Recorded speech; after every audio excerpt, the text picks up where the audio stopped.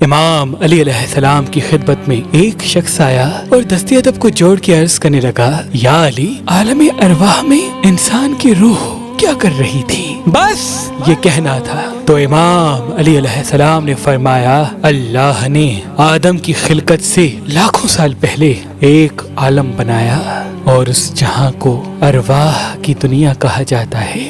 یاد رکھنا، اس دنیا میں ہر تخلیق کی گئی روح اللہ کی عبادت کر رہی تھی اور اللہ سے عرض کر رہی تھی کہ اے اللہ، مجھے بھی امتحان کے رستے سے گزار تاکہ میں بھی امتحان دے کے تیرا محبوب سے محبوب بندہ ہو جاؤں۔ اے شخص، اللہ نے ہر روح کو وہ امتحان دیا جو اس کے لیے سب سے آسان ہے، لیکن افسوس، جب وہ امتحان دینے کے لیے زمین پہ آتا ہے تو وہ دنیا کی خواہشات میں اس طرح سے الجھ جاتا ہے کہ اپنے مقصد کو یاد تک نہیں کرتا۔ میں نے اللہ کے رسول سے سنا کہ ہر روح عالم ارواح میں اللہ سے وعدہ کر کے زمین کو آتی ہے۔ اے شخص، دنیا ایک خواہشات کی جال ہے جس کی حقیقت سوائے دھوکے کے کچھ نہیں۔ تمام انبیاء اولیاء کا صرف یہی کام ہے کہ انسان کو عالم ارواح کے وعدے یاد دلائے۔ جو انسان عالم ارواح کے وعدے کو یاد کر کے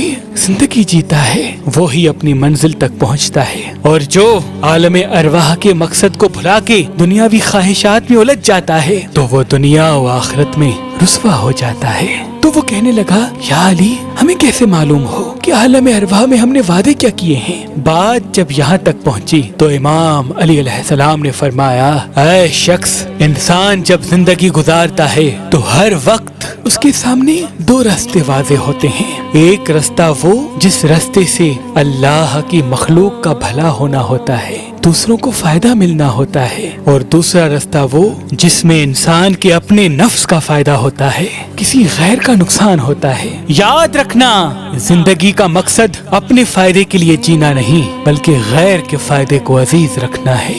ہر وہ فیصلہ جس میں اللہ کی مخلوق کی بھلائی ہو، وہ فیصلہ عالم ارواح کا ایک وعدہ ہے جو انسان عالم ارواح میں کر کے زمین پہ آیا ہے، اور ہر وہ فیصلہ جس میں صرف انسان کے نفس کی خوشی ہو تو وہ فیصلہ دنیاوی خواہشات کا ایک دھوکہ ہے۔ یاد رکھنا، اللہ کے قریب ہونے کی سب سے بڑی پہچان یہ ہے کہ اس کے دل میں دنیا کی خواہش نہیں ہوگی، اس کا نفس اللہ کے لیے ہوگا، اس کی جستجو اللہ کی رضا کے لیے ہوگی۔ جس انسان میں یہ صفت دیکھو تو سمجھ لینا یہ عالم ارواح کے کیے گئے وعدوں کے مطابق چل رہا ہے، لیکن جو انسان خواہشات دنیا کے دلدل میں گر کے اپنے نفس کی خوشی کے لیے چلتا ہو تو سمجھ جانا یہ عالم ارواح کے وعدوں کو بھلا کے جیتا ہے، یہ عالم ارواح کے وعدوں کو بھلا کے جیتا ہے، یہ عالم ارواح کے وعدوں کو بھلا کے جیتا ہے۔